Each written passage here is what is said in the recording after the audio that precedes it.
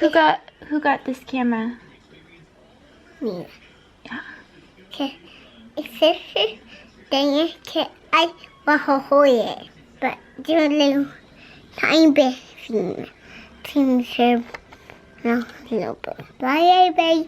See you soon. I'm not used to holding this. My friend Megan is coming over with her son, who's Wyatt's age, and they're gonna play while we chat about some fun stuff.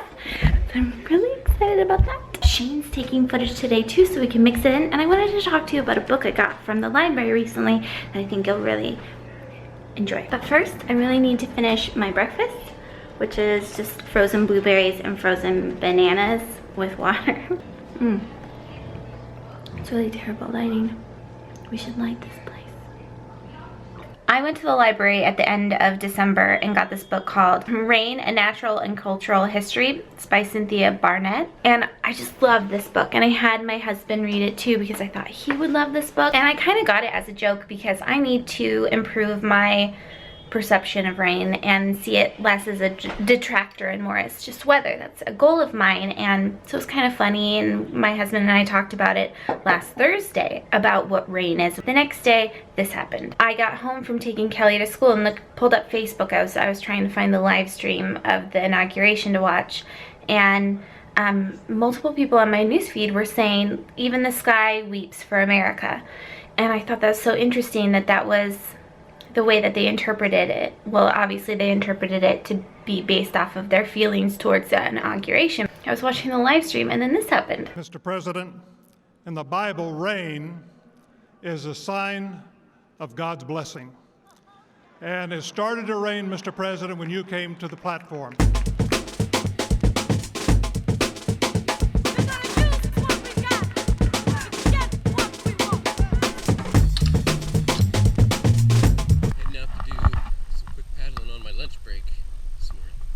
I was expecting it to be sunny.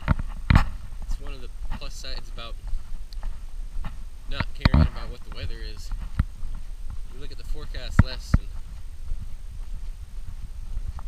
when it does end up being nice, you're pleasantly surprised instead of disappointed.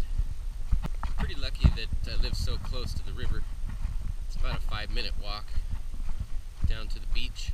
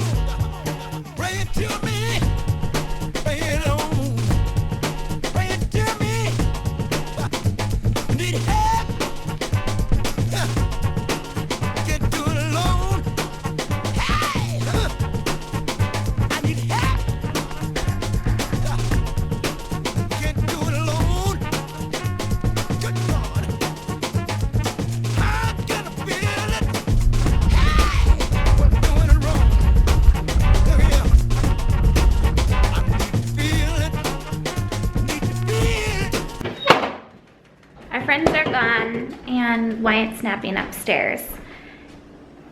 And I've had entirely too much coffee, way too much coffee. But going back to our conversation about the rain book, my perspective kind of comes from growing up in Southern California and kind of like worshiping the sun. And when it would rain, it would be this really fun, amazing event. And then moving up here to the Pacific Northwest, I just remember my mom, not to harp on her, but I have the same issue where you go outside and your hair gets frizzy in the rain.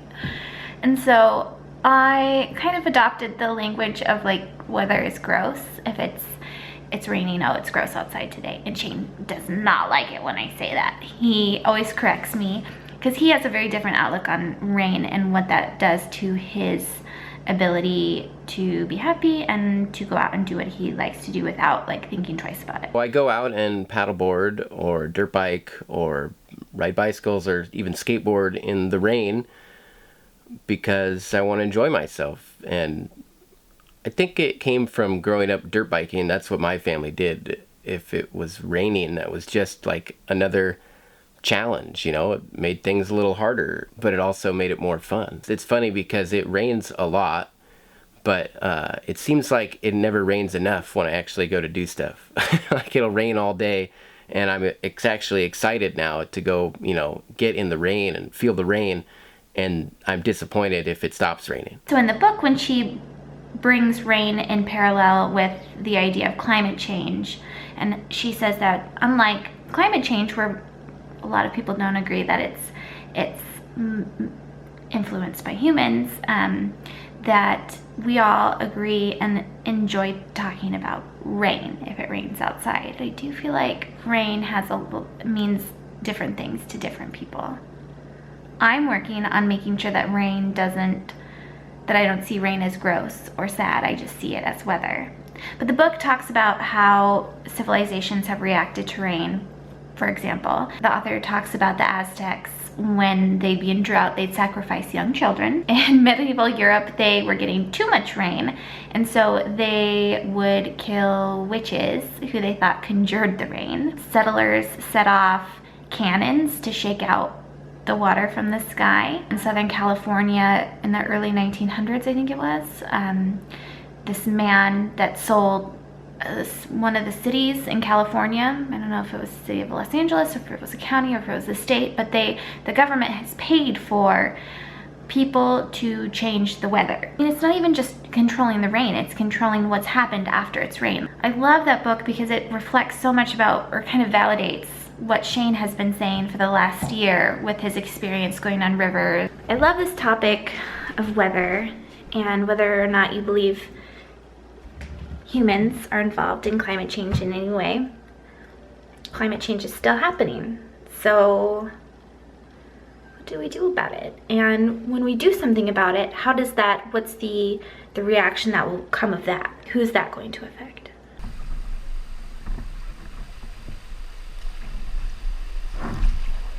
Yesterday I woke up early and did 10 miles, 5 miles upriver and 5 miles downriver before work. And I was doing that fairly regularly, but I kind of fell out of practice, so I'm feeling pretty sore today. So I decided to just take a little cruise, short cruise, and practice working on some turns maybe. Nothing too crazy. This is the Tuck Creek fish ladder, and it's the culvert that I made a little video of going through when I had about like 6 inches to fit through it. But that was when the river was around 7,500 CFS, and now it's down to about 2,000, and you can see it's a lot bigger opening now. And then the fish ladder's in the way, so I can't just paddle right up to it anymore.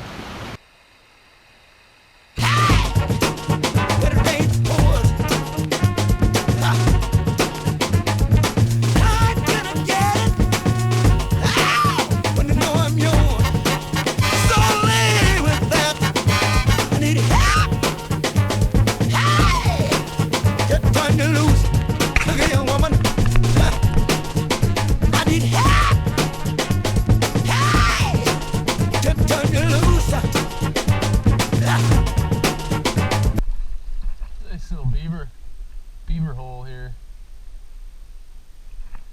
Beaver chew toys. They eat off the bark off of these things. And they leave them really sharp.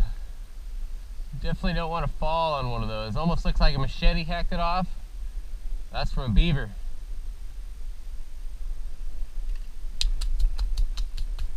Getting happy. Getting happy. Getting happy. Come on. Getting happy. Come on. Come on now. Come on. Bang up drums. Bang up drums. Bang up drums. Come on. Bang up drums. Come on. And of course, I'm talking about rain on a day that's sunny in the Pacific Northwest, which the author does talk about the fact that Seattle is not actually the rainiest city and that the East Coast has it far worse than we do as far as rainy days go. And now I'm going to skim through this book that somebody recommended on Instagram stories. I have a whole video on YouTube about how to utilize the library system effectively.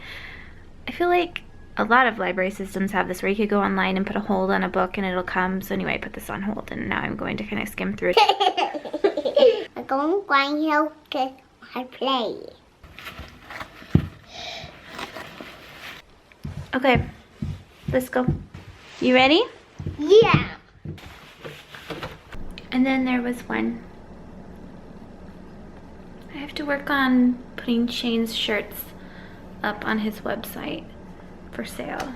And I'm not great at Photoshop. I'm trying to make it look as authentic as possible. I mean, we have all the actual inventory here, so I could just take a real shot of it, but I wanted ones, rather than having to spend time on doing like a whole photo shoot and stuff, I wanted it to just like have this nice white background and be able to put up on the website easily.